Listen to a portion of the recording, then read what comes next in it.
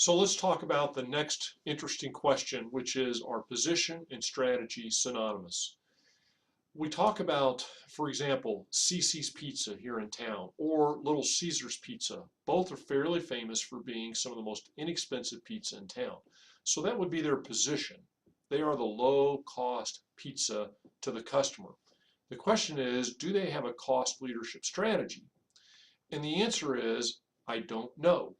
Part of the reason for that is I'm not that familiar with their cost structure, but also we want to delve a little bit deeper into this to understand that position does not necessarily equal the business strategy that they're pursuing. Now, I'll be honest with you, they are often the same, but I don't want you to just naturally gravitate to the idea of, well, they're the cheapest guys in the market. They have the low cost position. They must be running a low cost strategy. And then the other thing I want to introduce you to is I'm going to, kind of tip my hand as we discuss things. In the beginning, quote unquote, these strategies were viewed as analog, or I'm sorry, as digital. You're a one or a zero. You either are or you are not.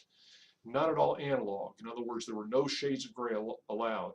And I don't think that's accurate, and we're going to talk about that with the integrated strategy. So here are Porter's classic generic strategies based on his 1980 and 1985 books. Still tremendously respected, still tremendously useful. And you can see you've got cost leadership, you've got, in the slide is called low cost position, and that slide is using the term a little differently than how Porter uses position. You've got differentiation, and then you got the focus, which is where you're focusing on a particular segment. Let's start by talking about the cost leadership position. The first thing I want to talk about is, what kind of product does a cost leader offer? A cost leader offers a product that is on par with the industry standard. And this is why I struggle a little bit with, for example, trying to identify Cici's Pizza or Little Caesar's Pizza. In my opinion, and yours may differ, these are pizza. Cici's in the term of dine in was certainly carry out opportunity. Little Caesar's was strictly pretty much carry out. That everybody knows this is not a high quality pizza. It does not fit with most pizzas in terms of the other delivery and dine-in models. So they don't have a product that's on par with the industry standard. They have a product that is recognized as being below the industry standard, in my opinion. And you may differ, but I think most people see it the same way. So truly a cost leader offers a product that is on par. In this sense, Walmart is the quintessential cost leader, because what are they? They're a retailer. They're selling the same products as a lot of other people, but at what price are they selling them? Cheaper. And now you get into that cost. We'll talk about that cost leadership strategy and illustrate that by answering this question: how does a cost leadership strategy generate superior returns? Which is the key of a business strategy, is to generate superior returns. Well, a cost leader does it one of two ways, and Walmart exhibits doing them both of these ways. One is, you can charge the same price as everybody else, but have a hyper efficient value chain such that you make money at a price point or you make more money at the same price point than everybody else that charges. Several years ago, Kmart tried to take Walmart on and say, we are going to charge the same price as Walmart. Every product we will price match. And literally, this is when Kmart went into bankruptcy, because Kmart didn't have the value chain efficiencies that Walmart had. And when they tried to match Walmart price for price, they went out of business.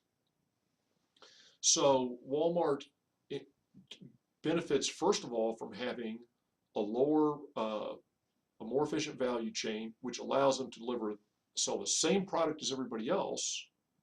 And if they charge the same price as everybody else, and Walmart does a lot of that, I mean, they charge the same price as mostly Target and Kmart do on many products, they make a greater margin per sale. So you charge the same price as everybody else, even though it costs you less to make it. So per transaction, your profit margin is greater, superior returns.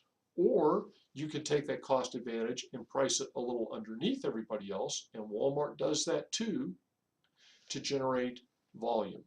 And so now, even though your profit margin is the same as everyone else's per item, you sell a lot more of them and you get superior returns. So either of those pathways work to profitability, superior profitability for a cost leadership firm. How does a cost leadership firm generate that product at a lower price? And I'm going to tell you right now, this is something that y'all are going to live with in the business strategy game. Some of you will do this well, some of you might not, and you're going to see, frankly, how this works in the marketplace. Well, cost leaders, in short, they have a better value chain. It may be that they've driven cost out of their production. It may be that they have some scale economies. It may be that they have the experience effect. It may be simply that they know they avoid marginal accounts. There's a bank called ING, has kind of an orange logo. You may remember it for that. They have a very low touch model, very transactional banking. And if you call their customer service line too many times, they will just out and out tell you, you're not a good fit for our company. So when they have customers that require a lot of staff time, they drop them. They don't say they're bad people. They just say, you're not a good fit for our bank. So you avoid those accounts that drive up your cost without equally driving up your profitability. And again, Walmart's just a great company to pick on. You go to Bentonville, Arkansas, and look in their headquarters building, and what do you see? You see carpet with duct tape over it. You see companies whose policies say that if the same gender is traveling on business trips, you live to a hotel room. All those policies fit together to say we wring out cost wherever we can to generate the cost leadership. And these are the trade-offs, and this is the fit. So here was a trade-off for Walmart. When this goes back pre-2008 and the economy taking a big dive, Target was actually making pretty substantial gains against Walmart in that area, and they were doing it a little, or quite a bit, with their little bit higher end clothing and furniture selection. Walmart started trying to match that. They tried to become more like Target and move upscale in the clothing. It utterly failed. Why?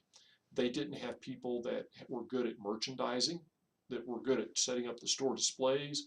Walmart was built on a greater volume model, and they didn't attend to the cleanliness in the stores and those sorts of things. They didn't have a relationship with the designers. The designers that were willing to work with Target and kind of move down market were not willing to work with Walmart because they simply said, I'm going to ruin my brand if I'm seen to deal with a Walmart. So there are trade-offs involved.